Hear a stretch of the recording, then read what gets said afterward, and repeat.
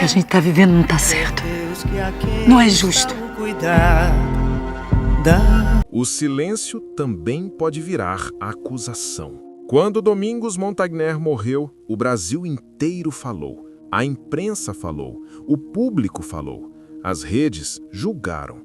Mas uma pessoa não disse nada, e esse silêncio não passou despercebido. Ele foi interpretado, questionado, cobrado.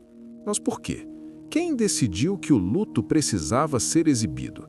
Em que momento o silêncio virou um problema público? Quando foi que não falar passou a ser visto como algo suspeito?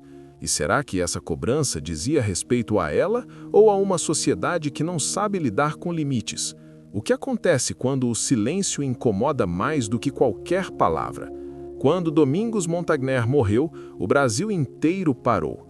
Houve comoção, homenagens, cobertura intensa da mídia e um sentimento coletivo de perda.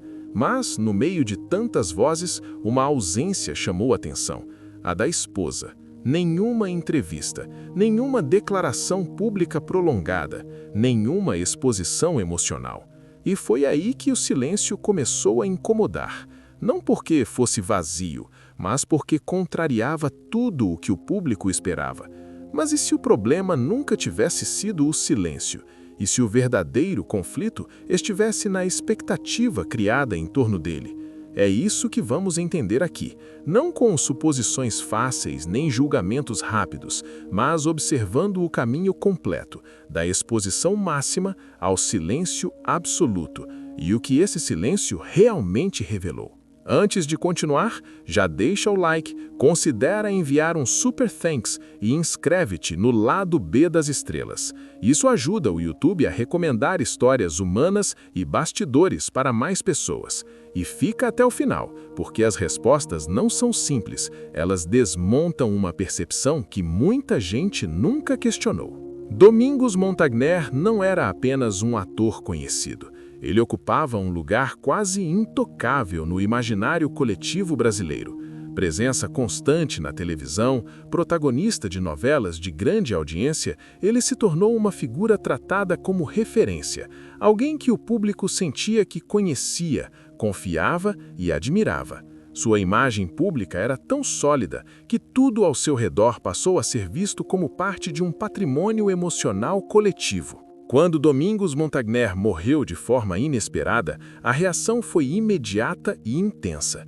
A mídia entrou em modo de cobertura total. O público quis respostas. As redes sociais se transformaram em um tribunal emocional, misturando homenagens, análises, suposições e cobranças.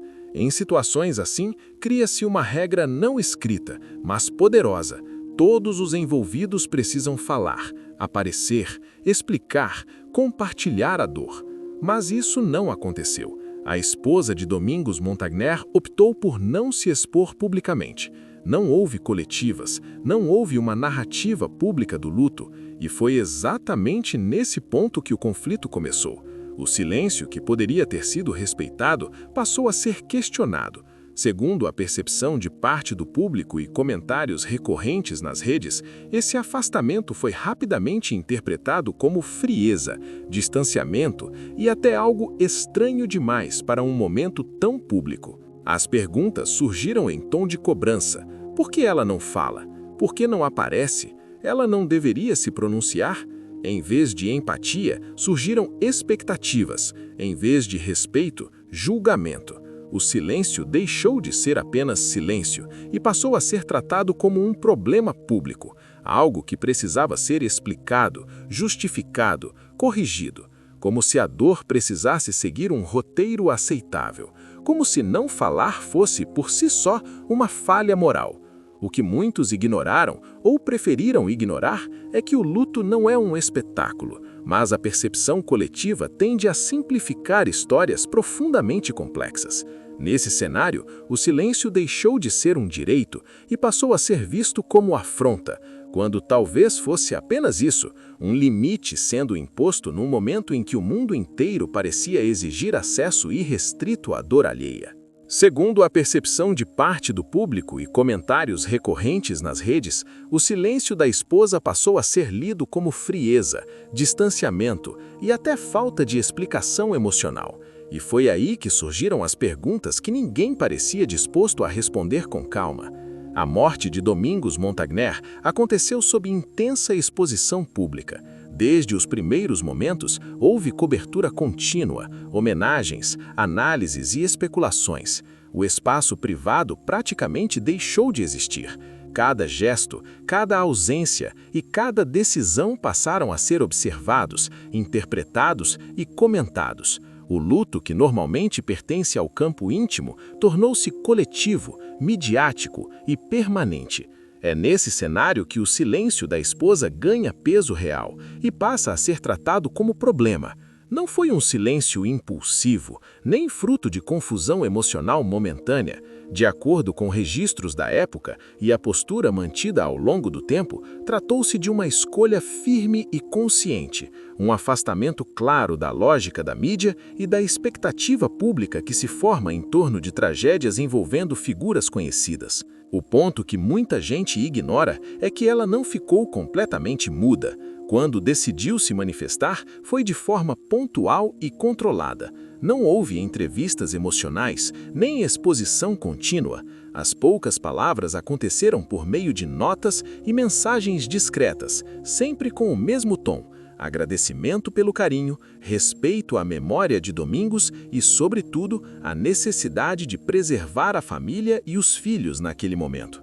Essa escolha, no entanto, não encerrou a polêmica, ela a intensificou.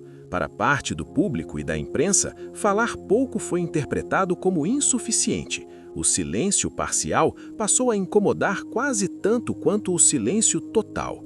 Comentários recorrentes nas redes não questionavam apenas a ausência, mas a forma como ela escolheu se posicionar. Segundo a percepção de parte do público, a postura reservada foi lida como frieza, distanciamento ou falta de explicação emocional. As cobranças se repetiam. Por que não dar uma entrevista? Por que não falar mais claramente? Por que não dividir a dor com o público? O que ela deixava claro era simples e firme. O luto não precisava ser público para ser legítimo. A prioridade era a família. O silêncio, ou a fala mínima, era uma forma de proteção, não de negação. Esse conflito revela uma consequência concreta da fama indireta. Mesmo quem nunca buscou os holofotes pode ser empurrado para eles. A esposa de Domingos Montagnert tornou-se, contra a própria vontade, personagem de uma história pública. Uma história que não escolheu contar, mas da qual passou a fazer parte por associação. Com o passar do tempo, o silêncio permaneceu como postura, e quanto mais ele durava, mais interpretações surgiam. A ausência virou especulação, reserva virou desconfiança. Nenhuma nova declaração veio para corrigir a narrativa externa, nenhuma tentativa de justificar escolhas pessoais em praça pública, e isso por si só também é uma decisão. O silêncio teve consequências reais. Ele redefiniu a imagem pública, rompeu expectativas sociais e estabeleceu um limite claro entre o que pertence ao público e o que permanece humano, íntimo e preservado. Não houve tentativa de controlar a narrativa, houve afastamento deliberado, uma recusa em disputar versões, manchetes ou julgamentos. Talvez esse seja o ponto mais desconfortável para quem observa, a recusa em performar a dor. Em um ambiente onde sofrimento costuma ser exibido, explicado e consumido, o silêncio, mesmo quando acompanhado de poucas palavras, torna-se um gesto de resistência, não por negar a perda, mas por se recusar a transformá-la em espetáculo. O caso expõe um problema maior e estrutural: o peso da exposição contínua e a dificuldade coletiva de lidar com limites. Existe uma expectativa silenciosa e muitas vezes cruel de que figuras ligadas à fama ou mesmo pessoas próximas a elas estejam sempre disponíveis emocionalmente. Espera-se reação, explicação, presença. Quando isso não acontece, surgem frustração, estranhamento e julgamento. O silêncio deixa de ser um direito e passa a ser tratado como um problema público, algo que precisava ser explicado, justificado, corrigido, como se a dor precisasse seguir um roteiro aceitável, como se não falar fosse, por si só, uma falha moral. O que muitos ignoraram ou preferiram ignorar é que o luto não é um espetáculo, mas a percepção coletiva tende a simplificar histórias profundamente complexas. Nesse cenário, o silêncio deixou de ser um direito e passou a ser visto como afronta, quando talvez fosse apenas isso, um limite sendo imposto num momento em que o mundo inteiro parecia exigir acesso irrestrito à dor alheia. A trajetória do silêncio da esposa de Domingos Montagnern nos obriga a encarar uma verdade desconfortável. Nem todo silêncio é abandono e nem toda ausência é fracasso. No mundo da fama, nem tudo é como parece, e o que acontece longe das câmeras também tem impacto real. O que ficou escondido por trás da imagem pública não foi mistério nem frieza, mas a recusa consciente de transformar a dor em espetáculo. Uma escolha que teve custo, consequências e julgamentos, mas que também estabeleceu um limite claro. Se essa história te fez refletir, inscreve-te no Lado B das Estrelas, deixa o teu comentário com a tua interpretação e sugere qual trajetória ou silêncio gostaria de ver analisado aqui no canal. No próximo vídeo, vamos continuar explorando histórias em que o que não foi dito falou mais alto do que qualquer manchete, porque no fim, o auge faz barulho, mas o depois revela.